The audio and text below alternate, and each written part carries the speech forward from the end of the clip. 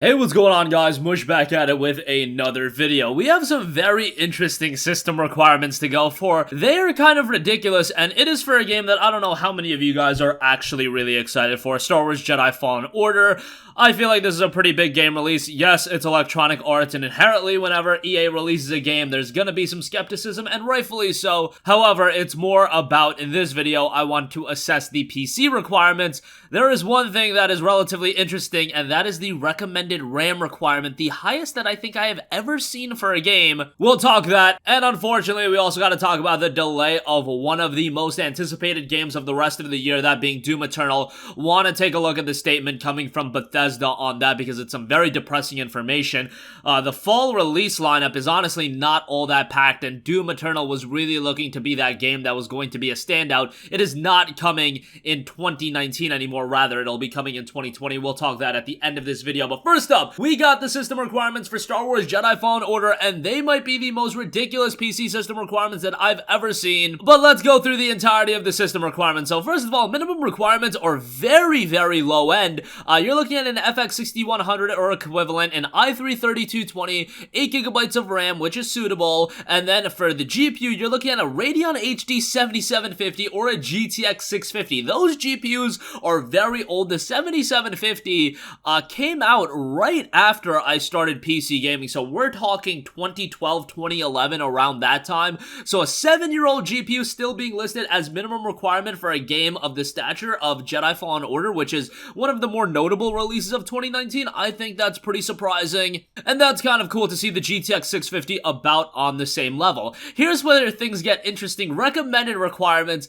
The recommended CPU from the AMD side of things is a Ryzen 7 1700. Recommended CPU from Intel i7 6700K. Let's just skip the RAM for a second and let's build up some interest. GPU on the AMD side is RX Vega 56, and then GPU on the NVIDIA side is a GTX 1070. Nothing all too crazy about that. Recommended RAM requirement is a whopping 32 gigabytes of RAM. Not 8 gigabytes, not 12 gigabytes, not 16 gigabytes, double 16 gigabytes, 32 gigabytes of RAM is recommended. What? That is a little bit of a head scratcher. Not just a little bit of a head scratcher, that is a major head scratcher. In what world would Jedi Fallen Order recommend 32 gigabytes of RAM? I don't know if this is a way to drum up interest for the game. I don't know if this was something that they accidentally listed, but yes, it was directly listed on Origin that Jedi Fallen Order would require 32 gigabytes of RAM recommended. Now, obviously, I would imagine that if you have 8 gigabytes of RAM, it'd be fine. 8 gigabytes is listed at minimum.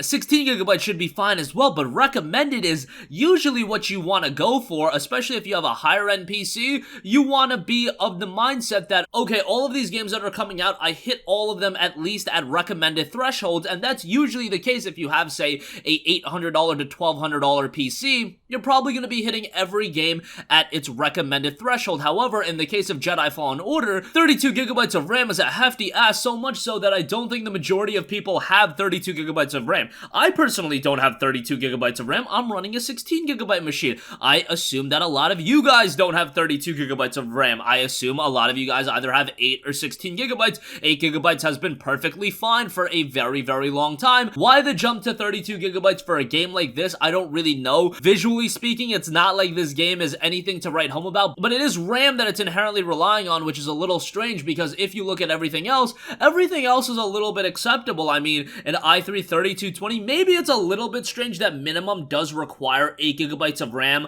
while everything else on the minimum side of things is so low. A Radeon HD 7750, a 650, an i3, you would think of those specifications, 4 gigabytes of RAM would suffice as well, but whatever. 8 gigabytes of RAM is becoming more and more of a standard. I'm not going to lose my ass over 8 gigabytes of RAM being minimum. I am going to lose it over 32 gigabytes of RAM being recommended. Let's see if EA actually says anything about this, because this seems a little bit ridiculous to me.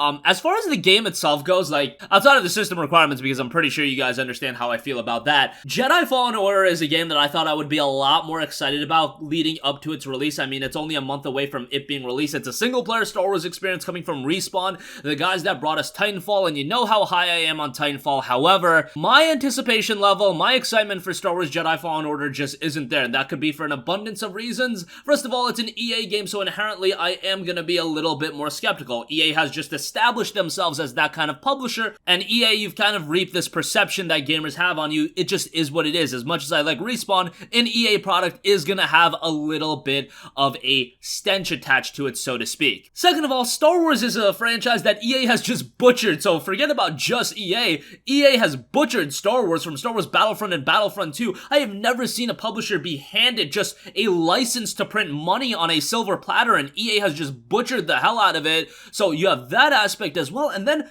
to be perfectly honest, the gameplay for Star Wars Jedi Fallen Order has not looked compelling at all. It looked okay, but nothing that's really looked that standout, which I find to be a little bit disappointing. So as far as the fundamental game goes, not that excited for it. It is going to be a part of EA Origin Access, so I probably will end up checking it out that way. I'm probably going to sign up for Origin Access Premiere come the time that Need for Speed is also released. That Need for Speed game looks okay on Star Wars Jedi Fallen Order. $100 a year, you know, to play Star Wars Jedi Fallen Order, Need for Speed, and whatever EA releases over the course of the next year. That doesn't sound all too bad. Maybe I'll sign up for a month. I don't have a subscription right now for it, but nonetheless, that is probably going to be the best way to play the game. Definitely don't want to be dropping $60 on it right out of the gate. However, these recommended requirements either need to be clarified, they need to be updated. I don't know what. If it really is recommending 32 gigabytes of RAM, that's a little bit of a shocker, but there you have it with that. And also, unfortunately, a game that I'm not going to be able to play this year, that is Doom Eternal. It has been officially delayed from November 22nd, I believe, was the original date. Now it'll be coming March 20th of 2020, packing in the early 2020 period even harder. Early 2020 is going to be absolutely bonkers for game release, and we'll talk about that in a second, but I do want to go over the statement coming from the Doom team. They noted, throughout the development of Doom Eternal, our goal has been to deliver a game that exceeds your greatest expectations across the board, to make sure we're delivering the best experience for Doom Eternal. To live up to our standards of speed and polish, we've made the decision to extend our launch date by a few months to March 20, 2020. We know many fans will be disappointed by this delay, but we are confident that Doom Eternal will deliver a gaming experience that is worth the wait. In addition to shifting the Doom Eternal launch date, we've made a couple of other changes we wanted to let you know about. They talk about Invasion Mode. That'll be coming a little bit after the launch in March of 2020. Doom Eternal for Nintendo Switch will be releasing after the PC and current gen release, and then Doom 64 will be available on all platforms as a pre-order bonus. That'll be free, so that's a little cool of an incentive that they've added. This is really disappointing to me. I absolutely love Doom from 2016. I thought it was one of the best games of 2016, and I thought that game was just so well done from a gameplay standpoint. I know the multiplayer wasn't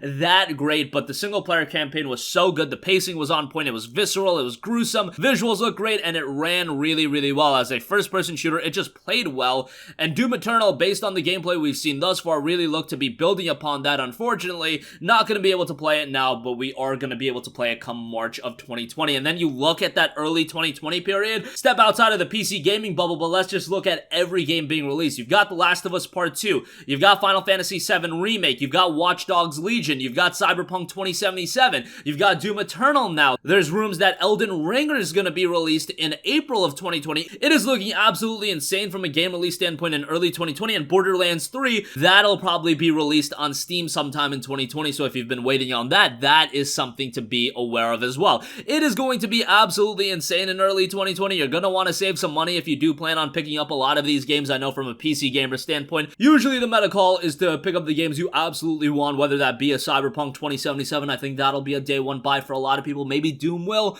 I don't think Watch Dogs Legion is going to be a day one buy for a lot of people. I don't think a game like Dragon Ball Z Kakarot is going to be a day one buy for a lot of people, but those games are coming out, and they're games to keep on your wish list if nothing else. Doom Eternal, again, dropping March 20th, 2020. And that's going to conclude this video. Very strange system requirements for Star Wars Jedi Fallen Order, if I say so myself. Everything looks normal outside of that recommended RAM requirement. 32 gigabytes recommended. That is just absolutely asinine for any game, even in 2019. And a game at the caliber of Jedi Fallen Order, I just don't see that making a lot of sense, but we'll see how that plays out and if EA does clarify on that. And Doom Eternal, again, moved from its November 22nd release to March 20th, 2020. A little bit of a bummer, but let's hope they deliver the best game possible. That's going to conclude this video, guys. If you have a request for a future video, you can leave that in the comment section down below, and I will catch you guys in the next one. Peace out. Hey, what's going on, guys? Mush here again. Hope you enjoyed the video. As you guys might know, YouTube's notification system is sometimes a little bit wonky, even if you're subscribed to the channel. Maybe you're not abundantly aware that I uploaded a video. To remedy that situation, make sure you hit the bell notification button. This way, whenever I upload a new video, and I try to upload as consistently as possible, you will be notified directly of the upload, and you can watch it as soon as it goes live. I would really appreciate if you guys hit that button so you can stay up to date with all of the content I'm posting. But as always, guys, thanks for watching, and I'll catch you guys in the next one. Peace out.